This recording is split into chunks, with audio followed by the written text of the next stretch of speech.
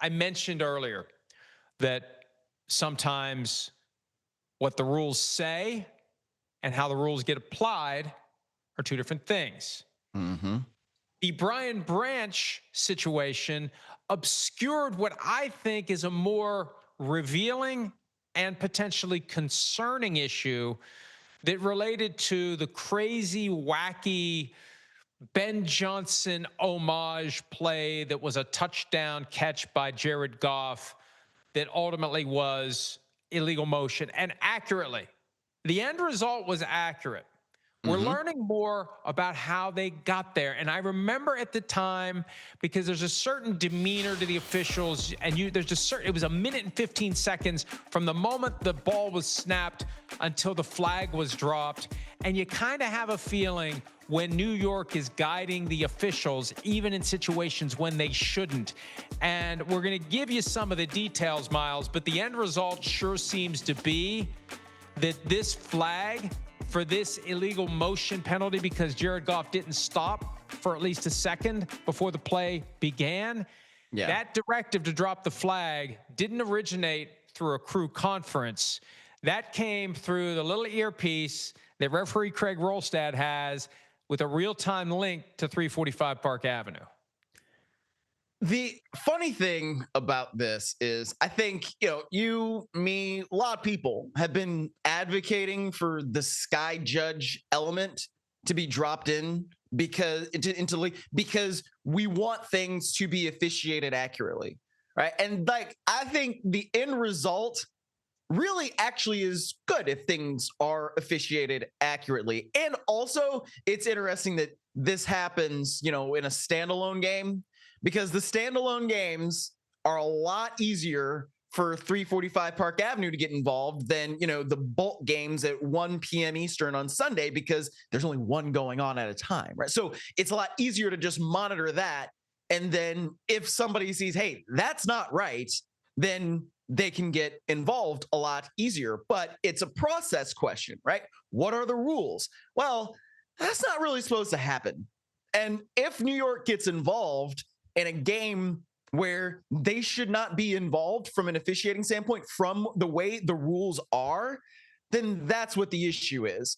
And so even though I can like the result, I like it when things are officiated accurately, but the process here was apparently wrong. And if that's the case, then the NFL needs to do a better job in its processes, and it needs to be more transparent in its processes. And that's the key. The two words that I've been harping on all season long: transparency and consistency, because I have no problem with them using the pipeline to tell Craig Rolstad, you can't do this. He has to stop. It's illegal motion. Drop the flag. But they have to do it all the time for all the games, for the 1 o'clock games, for the 4 o'clock games, for the Saturday night games, for the Thursday night games, for the overlapping doubleheaders on Monday night when there's 2 games, not 1. You got to do it for every game, and you got to do it in every instance. And I've been an advocate that they should use the ability for people to see what we see on TV.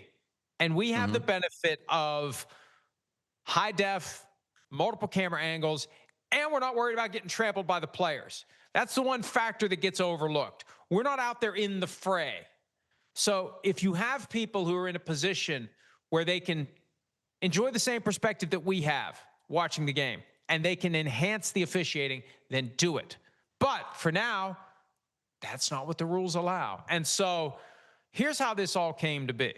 Dan Campbell mentioned it on Sunday night, but the Brian Branch thing took all the oxygen out of the room.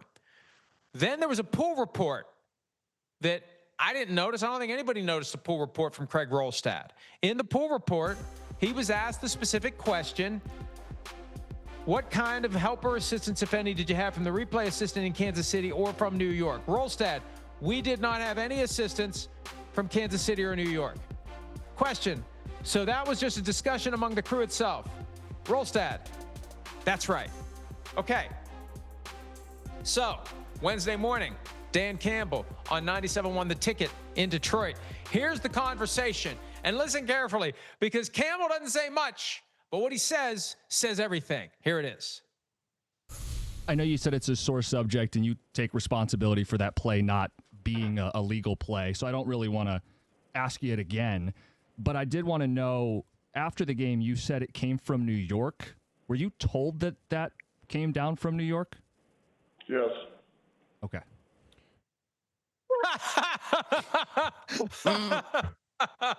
You know, you can't get fined for telling the truth about that. And in a week where we saw Mike Vrabel, the Patriots coach, talk about how comical the officiating was, and I wonder if he's going to be fined, they have to be very careful. But kind of blew up the story there, because unless Dan Campbell heard something you didn't hear, and if you go back and watch the game, you can see right after that ruling, Rolstad goes over and talks directly to Dan Campbell and explains it to him. You can see Campbell kind of nodding. But unless Campbell didn't hear him the right way, it's possible that they're both telling the truth. It's just their truth that they perceived. Unless that's the case, and he misheard Craig Rolstad, Dan Campbell gave up the goods. Yes, he was told New York was involved. And our eyes tell us from watching that. There's a moment where Craig Rolstad's talking to one of the other officials, and you can tell he's not talking to the official. He's got that head position of somebody who's trying to listen to what's being said into his ear. And that's just my perspective on seeing it. The body language told me they were listening to what they were being told.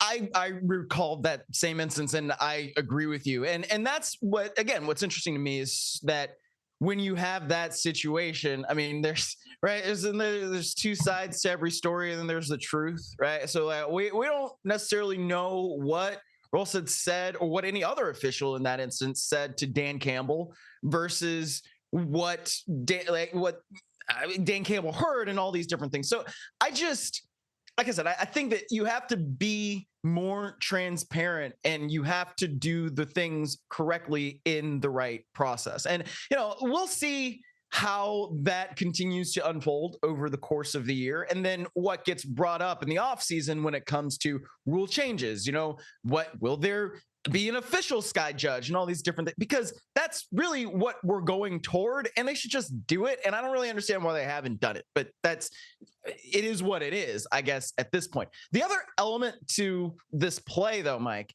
and I was talking about this with a Detroit Lions fan that is a good buddy of mine yesterday, 2 days ago. And he said, was that play really illegal? Because did Goff actually declare himself as the quarterback?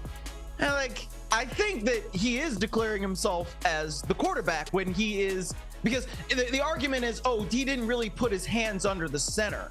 That's well, wait a minute. I mean, he's stepping behind and he did put his hand on the center's butt, right? If that's not declaring yourself as the QB, I don't really know what is. So yeah, I think that, you talk about the whataboutism of it all, right? That's another one where you're kind of okay, if you are really trying to split hairs, maybe that's something. But to me, he declares himself as the quarterback, then he doesn't stop. It's an illegal play, and we should be officiating illegal plays properly, like the tush push. If they're going to false start every time, freaking call the false start. That's not really what we're talking about. But yeah, to me, it's still an illegal play. Okay. What you just said, perfect illustration of the lack of consistency. Because I'm glad this is a useful process, folks. This is how the sausage gets made. I hadn't thought of this until Myles said what he just said. Because look, the rule is clear. He's a T formation quarterback. He's got to stop. That part's a given. They got the right outcome. Indisputably, it was a violation of the rules. The question is, did they do it the right way to drop the flag? Well, here's my argument. Okay. And you know what? They may have accidentally discovered plutonium here, because now that they've stretched this rubber band, okay, if I'm playing the Eagles and I see Tyler Steen firing off early, as he tends to do, why aren't they telling the referee in those games drop the flag? See, this is where the lack of consistency and transparency becomes a problem, because then you know what it all leads back to? It leads back to tinfoil hats. Two ways. They're helping the Chiefs by dropping the flag with the guidance of 345 Park Avenue, and they're helping the Eagles by not dropping the flag. And this is the problem. And this gets back to what the commissioner said when they hated gambling. Before they realized how much money they could make, from gambling, back when they hated it. Normal incidents of the game will be misinterpreted as the fix is in. Calls, fumbles, anything, everything. People are hypersensitive and aware of gambling now, and they're looking for anything to suggest the fix is in. So if you're going to use that pipeline, why aren't you using it when they go early on the tush push? If you're going to tell us that, well, it's very difficult to see it in real time, fine, see it in New York and tell them to drop the flag because you did it on the Jared Goff play. That is the natural fallout from this, and that's the way to spin it forward. And this is why they should just have, this is what's weird. Just embrace it. Do it all the time. Because it works. It worked. It does. The Lions would have had a touchdown they shouldn't have gotten. It worked. Yes, it did work. Exactly. So that's where they have to be more consistent. And you don't want comical officiating errors, as Mike Vrabel called them after that game that they won against the Saints. You want things to be consistent. And so that's why, people look at this too, where the Chiefs had 13 penalties Monday night, and I don't think they even had one. They had one or two, if not zero. Okay, they did end up with 0 on Sunday night, right? And you're kind of like, well, wait a minute, how is that possible? And the answer is, it's the difference between crews. This is why teams, coaches in team meetings will literally spend time talking about the crew that they have for each game and give talking points for, hey, this is what they usually call. This is how many penalties they usually drop. This crew is hypersensitive to holding. This crew is hypersensitive to defensive pass interference. And so you have to have all these things in mind because there is a human element to officiating. But you don't want the human element to be too much. You want it to be consistent across the league so that you're not having a situation where, hey, 1 week a team gets 13 penalties and that doesn't make any sense, and the next week they get 0. That is also a pretty big officiating issue in my mind. And the good coaches, I'd say most coaches do this. Maybe the bad coaches don't. It's not like they advertise it. They study the crews. They know what they call. Devin McCourty has explained on this program that Bill Belichick used to explain to them how they would call defensive holding, what their reputation is for pass interference, just all the things. It's part of understanding, just like the weather, the wind, anything, everything. How can it affect the game? Where can we pick up an advantage in one of the otherwise irrelevant margins? There's nothing irrelevant about the habits of an officiating crew when it comes to throwing flags or not throwing flags. Hi, it's Mike Florio. Thanks for watching PFT on YouTube. Hit subscribe for the latest news and analysis from Pro Football Talk.